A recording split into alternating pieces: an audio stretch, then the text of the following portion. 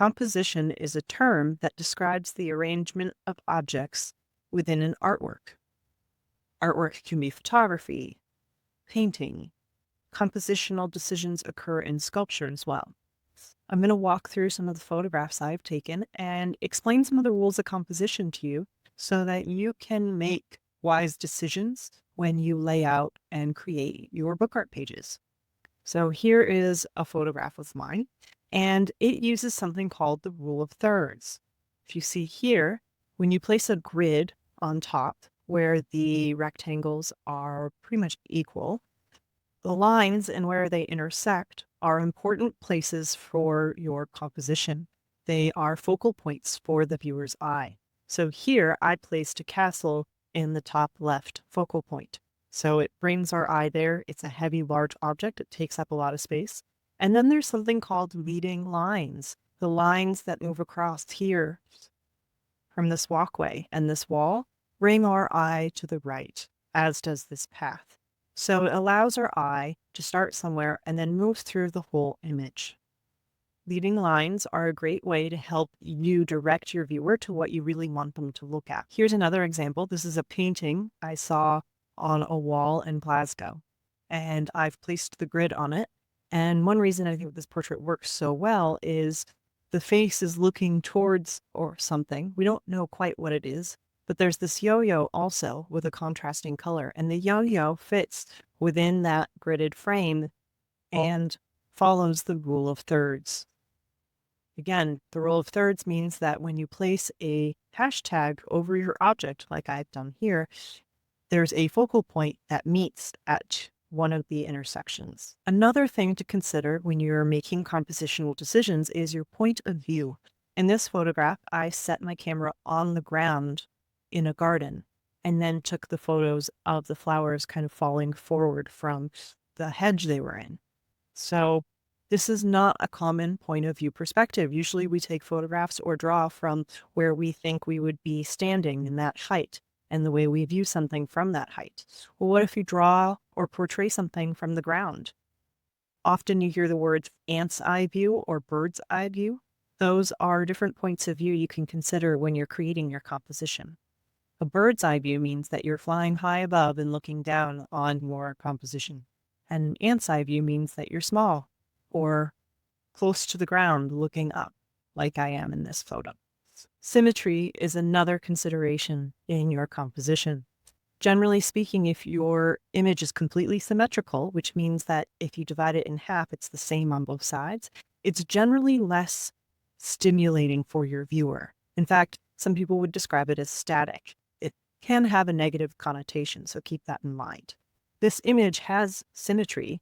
In general, if you fold it in half, it would look pretty much the same, but the keyhole makes a big difference in our read of the composition, as does that extra screw that shows visible in the door, just to the left of the doorknob. So it's not perfect symmetry, and it gives our eye somewhere to move. Artwork can be asymmetrical or symmetrical, and both can have its own kind of balance, and that's what you're looking for in a strong composition. You need to make compositional choices that create a visual balance for your viewer.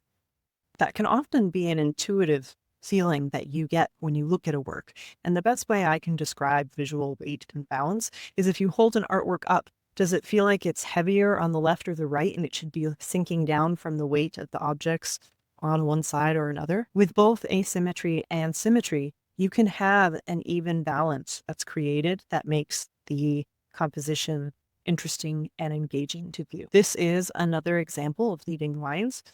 You can see here, there's a path that kind of leads to a tree in the distance, and that tree meets close to an intersection that would follow the rule of thirds. One more consideration I want to offer you in terms of compositional choices.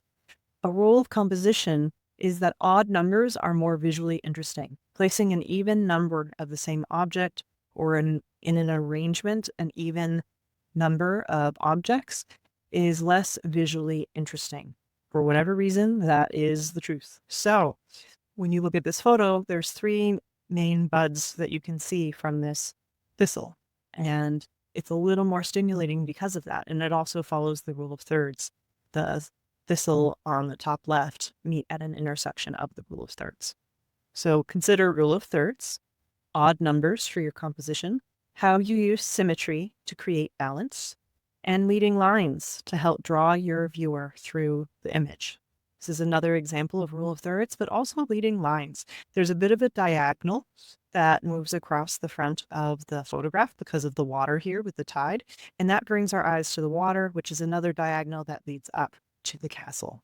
Diagonals are a great way to create movement and a feeling of motion in a composition. Again, here, point of view is important. This is clearly being observed from a distance. So there's a sense of scale. You feel like there's quite a large space to be seen there. All of the mountain and castle and all of the land visible. Make sure you think about these things as you lay out the pages of your art book.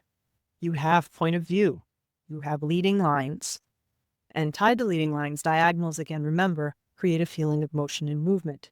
You can use asymmetrical or symmetrical balance to allow our viewer to enjoy your work, as well as the rule of thirds and incorporating odd numbers into your composition. What decisions you've made in your compositions that already follow these rules? Often we follow them intuitively without even knowing they exist. So take a peek at some of your early work and see if you catch yourself using the rule of thirds or odd numbers or leading lines.